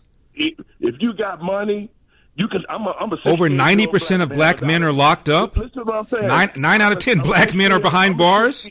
I'm a 68-year-old black man without a criminal record. That's because I had money to fight them when they came after me. No, it's because you didn't commit any crimes. No. It's because you didn't commit any crimes. If you don't want to go to jail, don't commit crimes. How about that? No, it's unequal. There's a good chance if you don't commit crime, you won't end up in jail. No. I'm a conservative, so I don't believe in what. Well, I don't care what your label is. You just now said something that was false. But the thing of it is, Pastor, can you just answer my question, please? Since you started out attacking Donald Trump. Just answer my question. What was Donald Trump charged with? The black community. It was totally unconstitutional, and it should be rescinded.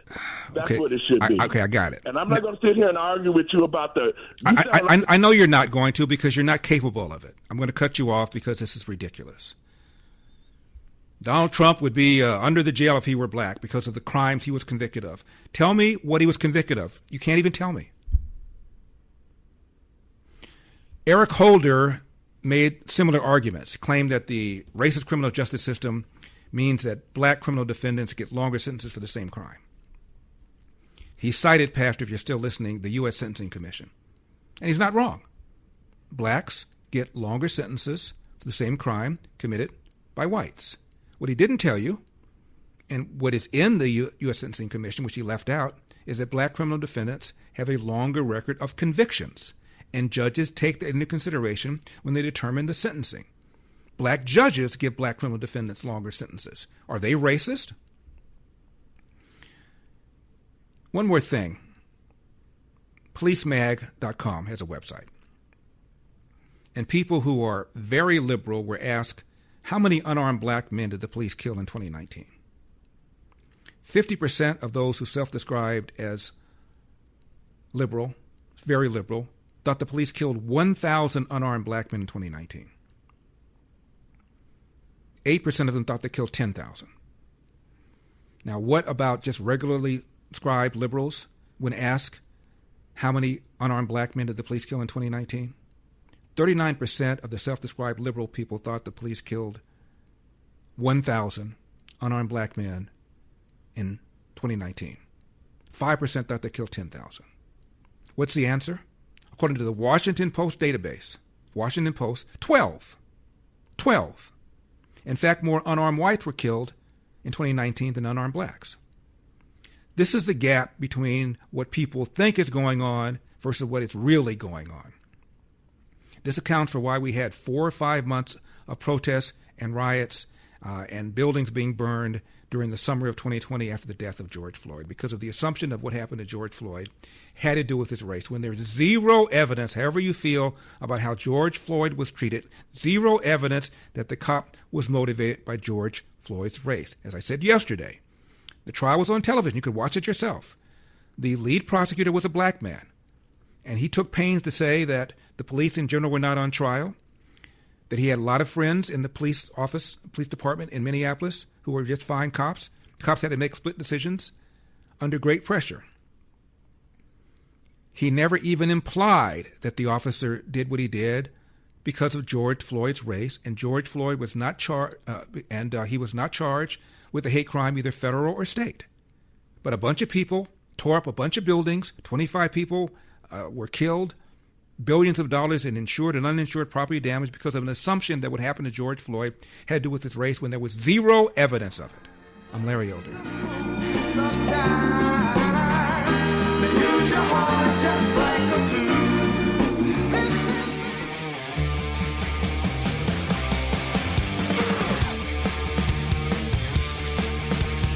Triple 8-971 SAGE 888-971-7243. I am Larry Elder. We are Salem News Channel.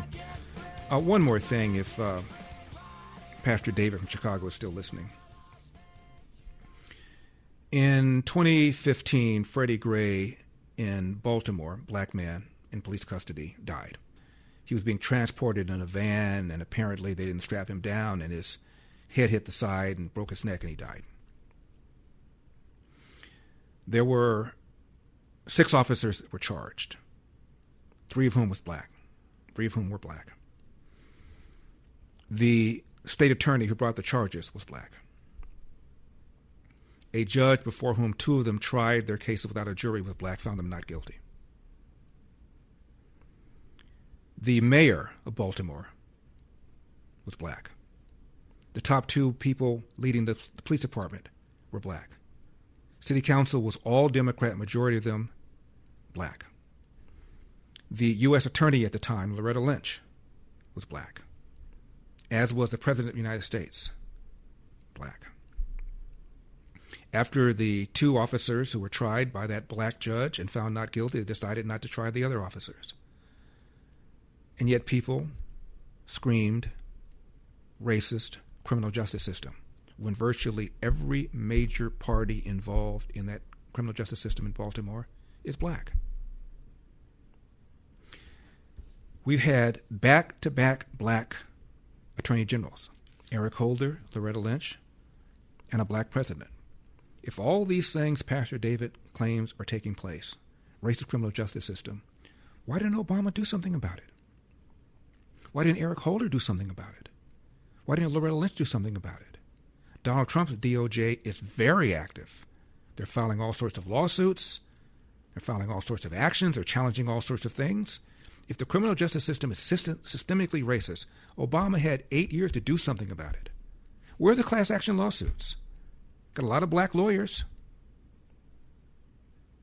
Why haven't somebody filed a class action lawsuit against the racist criminal justice system where, by the way, if you get a verdict in your favor, you get triple damages? So there's an economic incentive to do it because the evidence isn't there. How many cities have black DAs? How many cities have black mayors? How many cities have black city council members? And still you're talking about the criminal justice system is systemically racist? The facts aren't there. I've talked about this before, Pastor. There's a black Harvard economist named Roland Fryer. Look it up. Did a big study to determine that blacks were being victims of deadly force against by the police because they're black. He found out that if anything, the police are more hesitant, more reluctant to use deadly force on a black suspect than a white suspect. It's just not true. God bless. Have a great weekend, everybody. What can I say? Mamba out. The mic has been dropped. All across America. That's enough. Put down the mic. The Larry Elder Show.